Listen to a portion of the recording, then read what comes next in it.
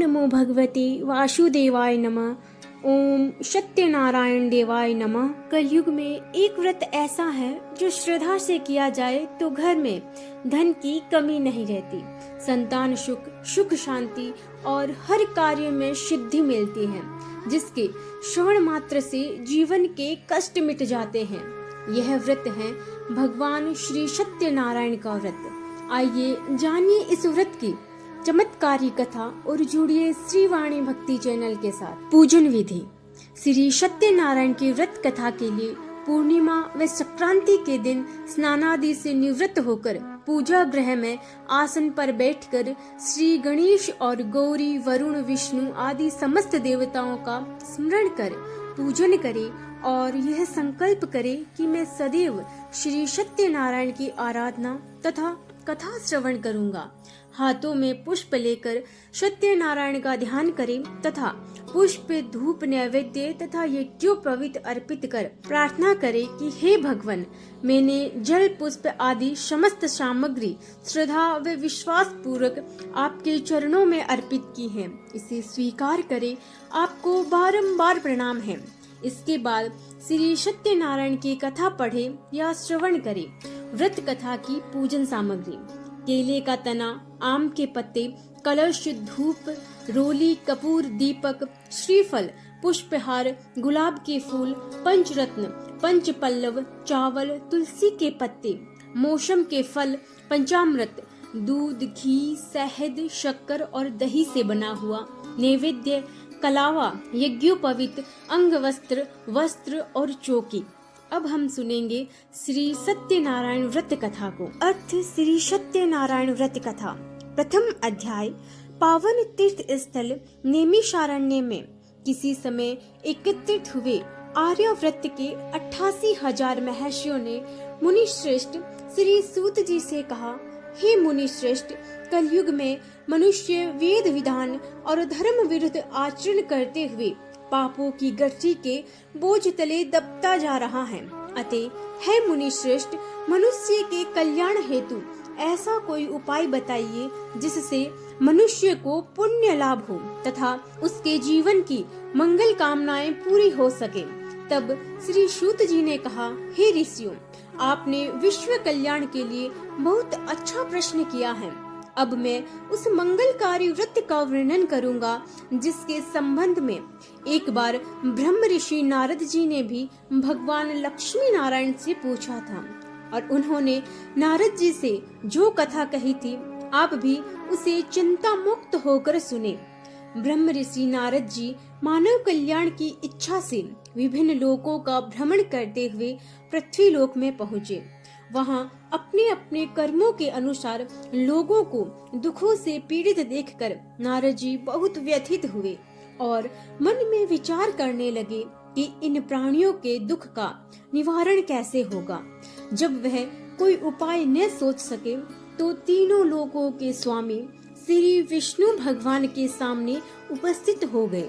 वहां नारद जी ने श्वेत वर्ण और 4 भुजाओं वाले शंख, चक्र, गदा और पद्म से सुसज्जित देवों के ईश भगवान विष्णु की स्तुति करते हुए कहा, हे नारायण, आप सर्वशक्तिमान हैं व सृष्टि के पालन करता है।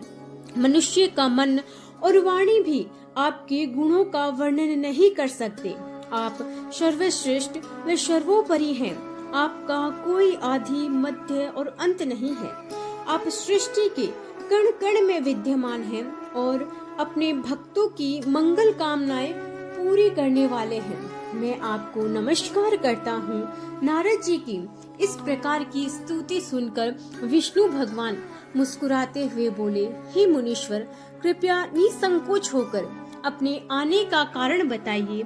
तब नारद जी ने कहा कि पृथ्वी लोक में जन्म लेने वाले मानव अपने अपने कर्मों के अनुसार विभिन्न योनियों में रहते हुए अनेक दुखों से पीड़ित हो रहे हैं। हे त्रिलोकीनाथ, मुझ पर कृपा करते हुए ऐसा कोई उपाय बताइए जिससे उनका दुख नष्ट हो सके और वे सुख संपत्ति का भोग करते हुए मोक्ष को प्राप्त हो सके। सृष्टि के पालनहार विष्णु भगवान ने कहा, हे नारद, अब मैं ऐसे व्रत का वर्णन करने जा रहा हूँ जिसे करने से विश्व के सभी स्त्री पुरुषों को पापों से मुक्ति मिलेगी। निर्धनता नष्ट होने से मनुष्य सुख संपत्ति के समुद्र में तैरता हुआ आनंद पूर्वक जीवन यापन करेगा। श्री सत्यनारायण भगवान के इस व्रत को करने से उनकी सभी मनोकामनाएं पूरी होगी। कलयुग में मोक्ष प्राप्ति का यही एकमात्र उपाय है। नारद जी ने जब व्रत हेतु विधि विधान की जानकारी चाही तो श्री नारायण बोले, मनसा वाचा कर्मणा से शुद्ध होकर मनुष्य भक्ति एवं श्रद्धा भाव से किसी भी दिन यह व्रत कर सकता है। नैवेद्य आदि भक्ति भाव से अर्पित कर ब्राह्मणों को भोजन कराएं व दक्षिणा दें। इस प्रकार श्री सत्यनारायण की आराधना करने से सभी कष्टों से मुक्ति पाकर वह धन संपन्न व सुखी होकर आनंद पूर्वक जीवन व्यतीत करता है। द्वितीय अध्याय। श्री सूत जी बोले, हे ऋषि मुनियों, अब मैं आप सबको उस निर्धन ब्राह्मण की कथा सुना रहा हूँ जिसने श्री सत्यनारायण भगवान का सबसे पहले व्रत किया था। श्री सत्यनारायण भगवान का व्रत करने से उस ब्राह्मण की निर्धनता दूर होने के साथ साथ उसके सभी कष्टों का निवारण हुआ था। प्राचीन समय में वह निर्धन ब्राह्मण देवों की प्रिय नगरी काशी में रहता था। भिक्षा मांगकर वह किसी तरह अपना जीवन यापन कर रहा था। ब्राह्मण की दुर्दशा देखकर ब्राह्मणों से प्रेम करने वाले श्री सत्यनारायण भगवान ने एक दिन बूढ़े व्यक्ति का रूप परिवर्तित कर उसके पास आकर आदर से पूछा, हे ब्राह्मण देवता, तुम इस तरह घर घर भिक्षा मांगकर अनेकों कष्टों को सहन करते हुए कैसे जीवन यापन कर रहे हो? दरिद्र ब्राह्मण ने कहा, हे मित्र, आय का कोई साधन न होने के कारण मैं भिक्षा मांगकर अपना जीवन यापन कर रहा हूँ। यदि आप मेरी निर्धनता दूर करने का कोई उपाय जानते हो तो मुझे अवश्य बताएं। निर्धन ब्राह्मण की बात सुनकर बूढ़े व्यक्ति ने कहा, हे मित्र, श्री सत्यनारायण भगवान का व्रत करने से सभी कष्टों का निवारण हो जाएगा। श्री सत्यनारायण भगवान की पूजा आराधना करने से तुम्हारी सभी मनोकामनाएं पूरी होगी और तुम्हारे घर में धन संपत्ति की वर्षा होगी। ब्राह्मण को व्रत करने की विधि बतलाकर सत्यनारायण भगवान वहां से आगे की ओर चल दिए और कुछ दूर चलकर अंतर्ध्यान हो गए। निर्धन ब्राह्मण ने बूढ़े व्यक्ति द्वारा बताए गए व्रत को करने का निश्चय किया। उस रात उसे नींद नहीं आई। वह व्रत करने के बारे में ही सोचता रहा और रात भर श्री सत्यनारायण भगवान का स्मरण करता रहा। प्रातः काल उठकर सत्यनारायण भगवान का व्रत करने का निश्चय करता हुआ निर्धन ब्राह्मण भिक्षा मांगने के लिए निकल पड़ा। उस दिन ब्राह्मण को भिक्षा में बहुत धन मिला। घर लौटकर उसने अपने आसपास के लोगों के साथ श्री सत्यनारायण भगवान की पूजा करने व उन्हें व्रत कथा सुनाने के बाद सभी को प्रसाद देकर स्वयं भी प्रसाद ग्रहण किया। कुछ ही दिनों में ब्राह्मण की निर्धनता दूर हो गई। उसके घर में धन धान्य की वर्षा होने लगी। अब ब्राह्मण ने हर महीने श्री सत्यनारायण का व्रत करने का निश्चय कर लिया। हे श्रेष्ठ मुनियों, अब मैं आपको उन लोगों की भी कथा सुनाता हूँ जिन्होंने उस ब्राह्मण से श्री सत्यनारायण भगवान की व्रत कथा सुनकर यह व्रत किया और उनके कष्ट दूर हुए। धन संपत्ति से संपन्न उस ब्राह्मण ने हर माह नियमित रूप से व्रत करते हुए जब अगले माह श्री सत्यनारायण भगवान का व्रत किया तो उस व्रत में बहुत से बंधु बांधव और मित्र सम्मिलित हुए। उसी समय जंगल से लकड़ियां काट कर लाने वाला एक बूढ़ा लकड़हारा वहां से गुजरा। उसे बड़ी तीव्र प्यास लग रही थी, अतः जल पीने की इच्छा से बूढ़े लकड़हारे ने लकड़ियों के गट्ठर को जमीन पर रखा और घर के आंगन में पहुंचकर उस ब्राह्मण से पूछा कि हे ब्राह्मण देवता, आप किसका पूजन कर रहे हैं? इस व्रत के करने से क्या लाभ होता है? कृपा करके मुझे सब कुछ बताइए। बूढ़े लकड़हारे की बातें सुनकर उस ब्राह्मण ने कहा, मैं अपने बंधु बांधवों और परिचितों के साथ श्री सत्यनारायण भगवान की पूजा कर रहा हूँ। इस व्रत को करने से श्री सत्यनारायण भगवान की अनुकंपा से निर्धनता नष्ट होती है और संसार के दुखों से मुक्ति मिलती है। ब्राह्मण से श्री सत्यनारायण भगवान के व्रत का वर्णन सुनकर बूढ़ा लकड़हारा बहुत प्रसन्न हुआ और मन ही मन श्री सत्यनारायण भगवान का व्रत करने का निश्चय किया। चलते हुए लकड़हारे ने मन में सोचा, आज लकड़ियां बेचने से जो धन मिलेगा उस धन से मैं श्री सत्यनारायण भगवान की पूजा करूंगा। ऐसा विचार कर उस दिन लकड़हारे को लकड़ियों में अधिक रुपए मिला। लकड़हारे ने उन रुपयों से केले, घी, दूध, दही, गेहूं का आटा और शक्कर खरीदा। घर लौटकर लकड़हारे ने देवों के प्रिय काशी नगरी में श्री सत्यनारायण भगवान की पूजा की। उस पूजा में उसके परिवार के व आसपास के लोग भी सम्मिलित हुए। श्री सत्यनारायण भगवान की पूजा और व्रत कथा सुनने के बाद लकड़हारे ने प्रसाद बांटकर स्वयं भी प्रसाद ग्रहण किया। सत्यनारायण भगवान की अनुकंपा से लकड़हारे के घर में धन धान्य की वर्षा होने लगी। उसकी निर्धनता दूर हो गई। श्री सत्यनारायण भगवान की पूजा करते हुए लकड़हारा आनंद पूर्वक जीवन यापन करता हुआ अंत में मोक्ष को प्राप्त कर बैकुंठ धाम को चला गया। तृतीय अध्याय। श्री सूत जी बोले, हे ऋषि मुनियों, अब मैं आपको आगे की कथा सुनाता हूँ। प्राचीन समय में कनकपुर में उल्कामुख नामक एक बुद्धिमान तथा सत्यवादी राजा राज करता था। वह प्रतिदिन मंदिर में जाकर श्री सत्यनारायण भगवान की पूजा करता था और निर्धनों को अन्न, वस्त्र और धन दान करता था। उसकी पत्नी सुभद्रा बहुत सुशील थी। वह दोनों हर महीने श्री सत्यनारायण भगवान का व्रत करते थे।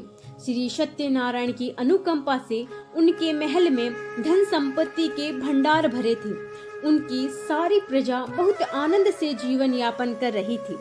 एक बार राजा और रानी बहुत से लोगों के साथ जब भद्रशिला नदी के किनारे श्री सत्यनारायण भगवान की पूजा कर रहे थे तो नदी के किनारे एक बड़ी नौका आकर ठहरी।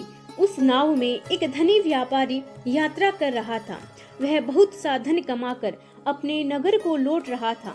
उसका सारा धन उस नाव में रखा हुआ था। नाव से उतरकर व्यापारी राजा के समीप पहुंचा। राजा को पूजा करते देख उसने कहा, हे राजन, आप इन सब लोगों के साथ मिलकर किसकी पूजा कर रहे हैं? इस पूजा के करने से मनुष्य को क्या लाभ होता है?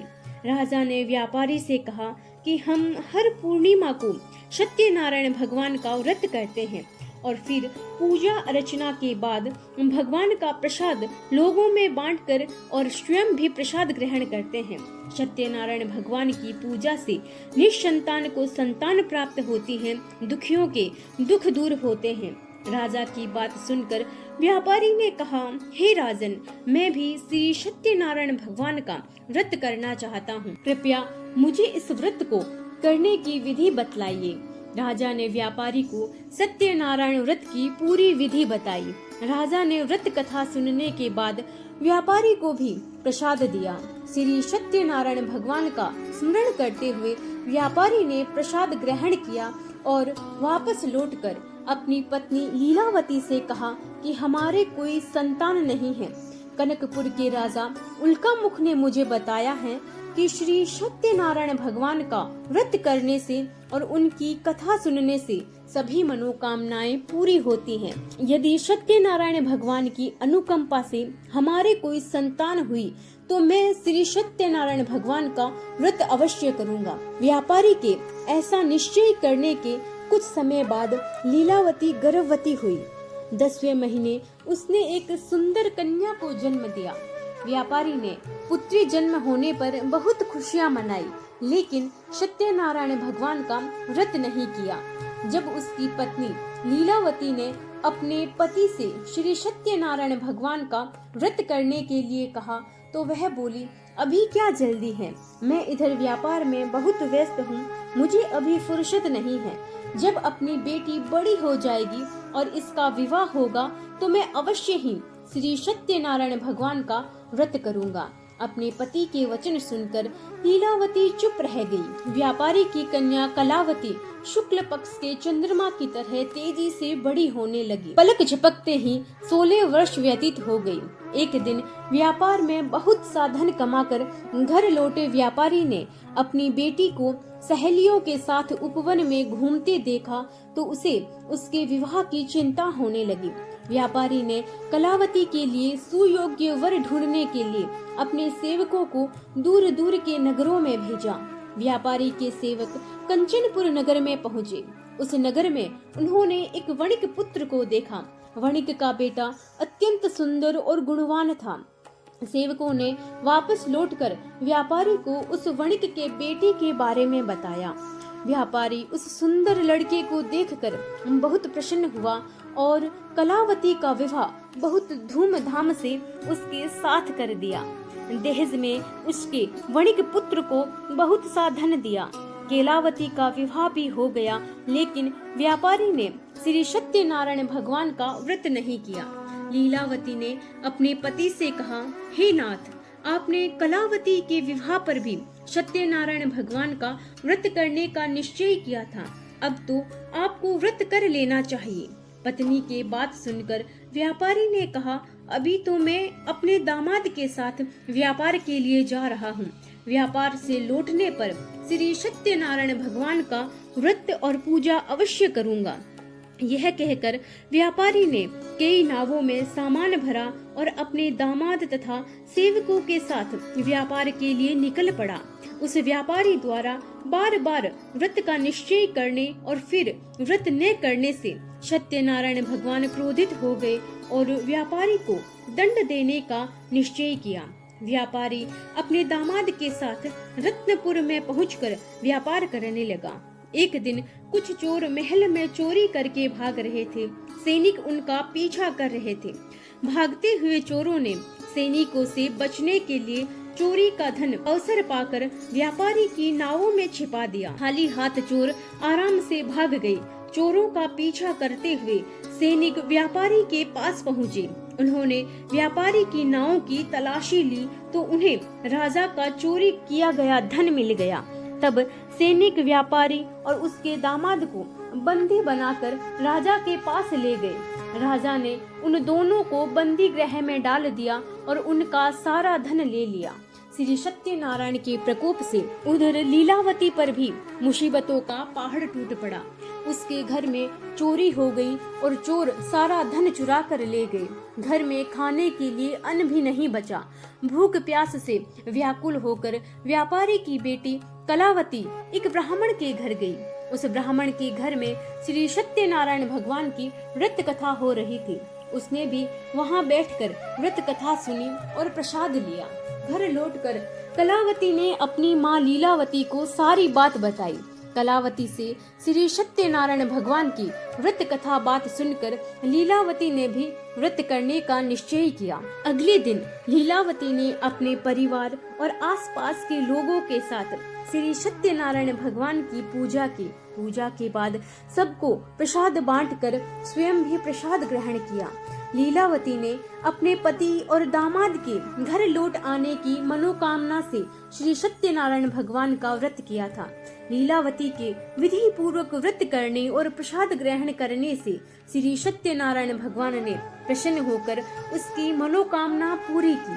उन्होंने राजा चंद्रकेतु को स्वप्न में दर्शन देकर कहा, हे राजन, व्यापारी और उसका दामाद बिल्कुल निर्दोष है। सुबह उठते ही दोनों को मुक्त कर दो। उन दोनों का सारा धन भी वापस लौटा दो। यदि तुमने ऐसा नहीं किया तो मैं तुम्हारा सारा वैभव नष्ट कर दूंगा। इतना कहकर श्री सत्यनारायण भगवान अंतर्ध्यान हो गए। प्रातः होते ही राजा चंद्रकेतु ने अपने मंत्रियों राज ज्योतिषी को रात के स्वप्न के बात बताई तो सबने व्यापारी और उसके दामाद को छोड़ देने के लिए कहा। राजा चंद्रकेतु ने तुरंत उस व्यापारी और उसके दामाद को छोड़ दिया और उसका सारा धन भी वापस कर दिया। इस प्रकार श्री सत्यनारायण भगवान की अनुकंपा से व्यापारी और उसका दामाद दोनों खुशी खुशी अपने नगर की ओर चल दिए। चतुर्थ अध्याय। श्री सूत जी बोले, उस व्यापारी ने अपने दामाद के साथ शुभ मुहूर्त में नावों द्वारा रत्नसारपुर से प्रस्थान किया। लंबी यात्रा करने के बाद व्यापारी ने एक नगर के किनारे नावों को रोककर भजन किया और फिर दोनों विश्राम करने लगे। तभी सत्यनारायण भगवान साधु के रूप में व्यापारी के पास पहुँचे और पूछा, हे वणिक, तेरी नावों में क्या सामान लदा हुआ है? व्यापारी ने मन ही मन सोचा कि दंडी साधु अवश्य ही कुछ मांगने की इच्छा से सामान के बारे में पूछ रहा है। यह सोचकर व्यापारी ने झूठ बोला कि हे दंडी स्वामी, मेरी नावों में तो बेल और पत्र भरे हुए हैं। व्यापारी के झूठे वचन सुनकर सत्यनारायण भगवान ने क्रोधित होते हुए कहा, हे वैश्य, जो तुमने कहा है वही सत्य होगा। इतना कहकर सत्यनारायण भगवान कुछ दूर जाकर अंतर्ध्यान हो गए। उधर व्यापारी दंडी साधु को वहां से खाली हाथ लौटाकर बहुत प्रसन्न हुआ, लेकिन जब व्यापारी ने अपनी नाव में बेल और पत्ते भरे हुए देखे तो वह जोर जोर से विलाप करने लगा और मन ही मन अपने झूठ बोलने पर प्रायश्चित करने लगा। रोते रोते व्यापारी मूर्छित हो गया। कुछ देर बाद जब उसकी मूर्छा नष्ट हुई तो वह फिर विलाप करने लगा। तब उसके दामाद ने कहा, आप इतना दुखी मत होइए, ये सब उन दंडी साधु के श्राप के कारण हुआ है। अब वही दंडी महाराज हमें इस विपत्ति से छुटकारा दिला सकते हैं। दामाद के वचन सुनकर व्यापारी दंडी साधु की तलाश में चल दिया। कुछ देर ढूंढने पर उसे एक वृक्ष के नीचे दंडी साधु के रूप में श्री सत्यनारायण भगवान मिल गए। व्यापारी ने दंडी साधु के चरणों पर गिरकर झूठ बोलने की क्षमा मांगी। दंडी स्वरूप सत्यनारायण भगवान बोले, हे वणिक पुत्र, तेरे बार बार झूठ बोलने के कारण ही मैंने तुझे इतना दंड दिया है। तूने बार बार सत्यनारायण भगवान अर्थात मेरी पूजा करने के लिए कहा, लेकिन कभी पूजा नहीं की। व्यापारी ने तब हाथ जोड़कर कहा, हे भगवान, आप तो दीन दुखियों के कष्टों को दूर करने वाले हैं, सबकी मनोकामनाएं पूरी करते हैं। मेरी इस गलती को क्षमा करें। आपके रूप को तो ब्रह्मा आदि भी नहीं जान पाते, फिर भला मैं अज्ञानी कैसे आपकी लीला को समझ पाता। अब मैं जीवन में कभी झूठ नहीं बोलूंगा, सदैव श्री सत्यनारायण भगवान का व्रत और पूजा किया करूंगा। आप मुझ पर अनुकंपा करें। व्यापारी की क्षमा याचना सुनकर दंडी साधु ने उसे क्षमा कर दिया। उसी समय व्यापारी की नाव में भरे हुए बेल और पत्ते धन धान्य में परिवर्तित हो गए। व्यापारी ने अपने सेवकों के साथ अगले दिन श्री सत्यनारायण भगवान का व्रत करके उनकी पूजा की। सबको प्रसाद वितरित करके स्वयं भी प्रसाद ग्रहण किया। उसके बाद व्यापारी ने अपने नगर की ओर प्रस्थान किया। अपने नगर में पहुंचकर व्यापारी ने एक सेवक को अपने घर भेजा। सेवक ने उसके घर पहुंचकर लीलावती को सूचित किया। उस समय लीलावती और कलावती दोनों श्री सत्यनारायण भगवान की पूजा कर रही थी।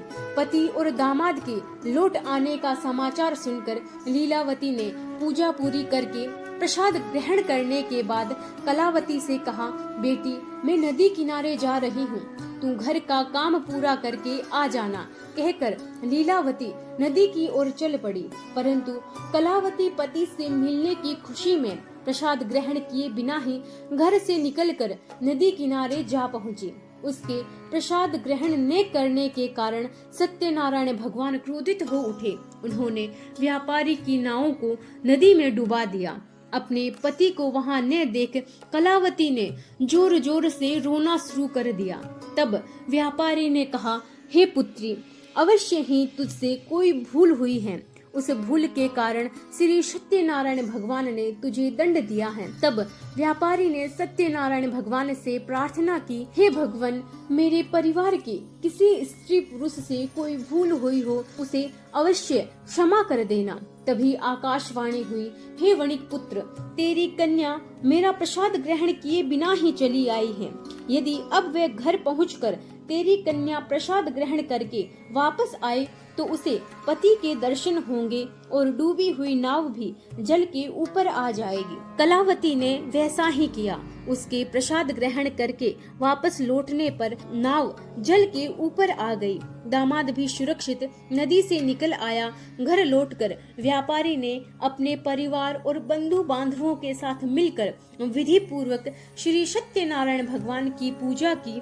उसकी सभी मंगल कामनाएं पूरी हुई और वह आनंद पूर्वक जीवन यापन करता हुआ विष्णु लोक को चला गया। पंचम अध्याय। श्री सूत जी बोले, हे ऋषि मुनियों, मैं और भी एक कथा सुनाता हूँ।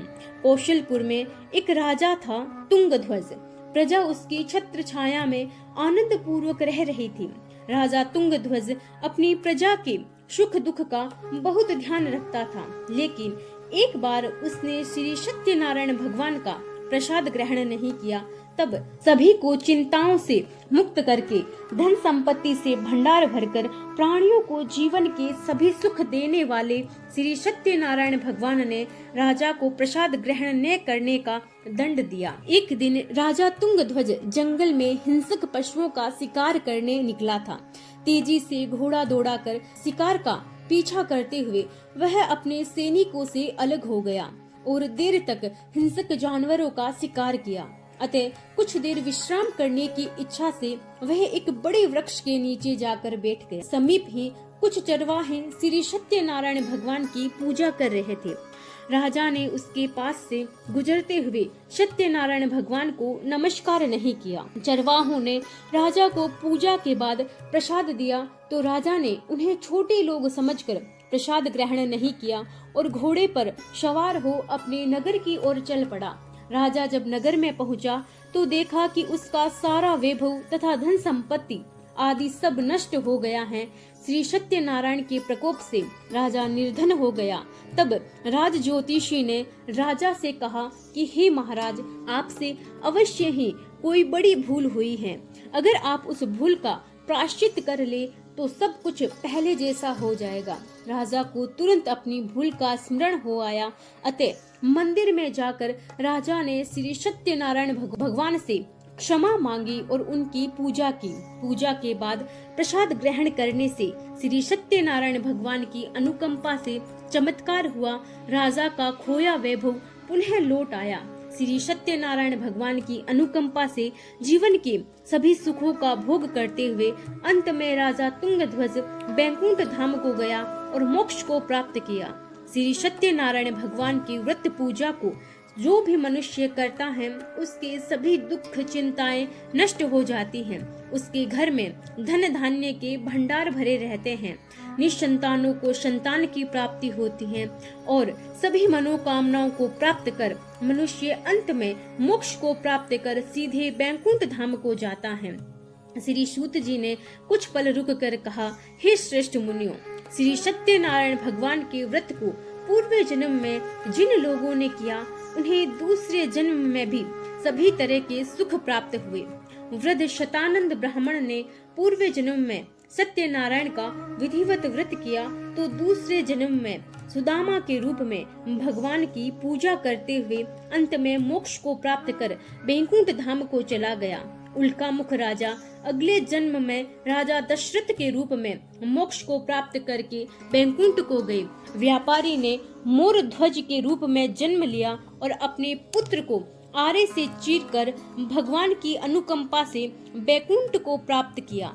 राजा तुंगध्वज अगले जन्म में मनु के रूप में जन्म लेकर भगवान का पूजा पाठ करते हुए लोकप्रिय होकर सद्कर्म करते हुए मोक्ष को प्राप्त कर बैकुंठ धाम को चले गए। हे ऋषि मुनियों, श्री सत्यनारायण भगवान का व्रत और पूजा मनुष्यों को सभी चिंताओं से मुक्त करके धन संपत्ति के भंडार भरकर अंत में जन्म जन्मांतर के चक्रव्यूह से मुक्ति दिलाकर मोक्ष प्रदान करता है।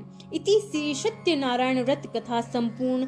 बोलिए सत्यनारायण भगवान की जय। अब हम सत्यनारायण भगवान की आरती करेंगे। ओम जय लक्ष्मी रमणा, ओ स्वामी जय लक्ष्मी रमणा। सत्यनारायण स्वामी, सत्यनारायण स्वामी।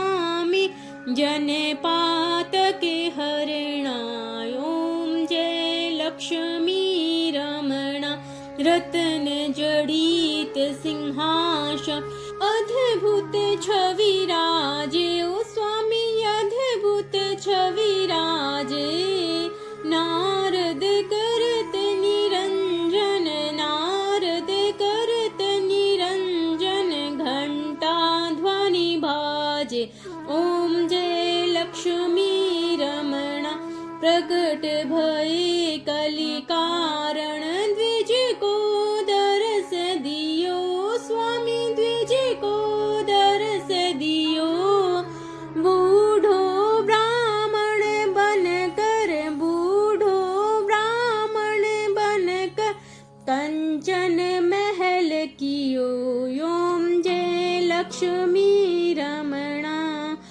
दुर्बल भील कराल जिन पर कृपा करियो स्वामी जिन पर कृपा करी चंद्रचूड़ एक राजा चंद्रचूड़ एक राजा जिनकी विपत्ति हरि ओम जय लक्ष्मी रमणा वैश्य मनोरथ पायो श्रद्धा तज दीनी ओ स्वामी श्रद्धा तज दीनी सो फल भोग्यो प्रभु जी सो फल भोग्यो प्रभु जी फिर स्तुति कीनी ओम जय लक्ष्मी रमणा भाव भक्ति के कारण छिन छिन रूप धर्यो स्वामी छिन छिन रूप धर्यो श्रद्धा धारण कीनी श्रद्धा धारण कीनी तिनके काज सर्यो ओम जय लक्ष्मी रमणा ग्वाल बाल संग राजा वन में भक्ति करियो स्वामी वन में भक्ति करी मन वांछित फल दीनो मन इच्छा फल दीनो दीन दयाल हरि ओम जय लक्ष्मी रमणा चढ़त प्रसाद सवायो कदली फल मेवा ओ स्वा कदली फल मेवा धूप दीप तुलसी से धूप दीप तुलसी से राजी सत्य देवाय ओम जय लक्ष्मी रमणा श्री सत्य नारायण स्वामी की आरती जो कोई नर गावे ओ स्वामी जो कोई नर गावे कहत शिवानंद स्वामी रटत भोलानंद स्वामी मन वांछित फल पावे ओम जय लक्ष्मी रमणा। बोलिए श्री सत्यनारायण भगवान की जय। अगर आपको ये वीडियो अच्छा लगा हो तो इसे लाइक शेयर एंड सब्सक्राइब जरूर करें। धन्यवाद।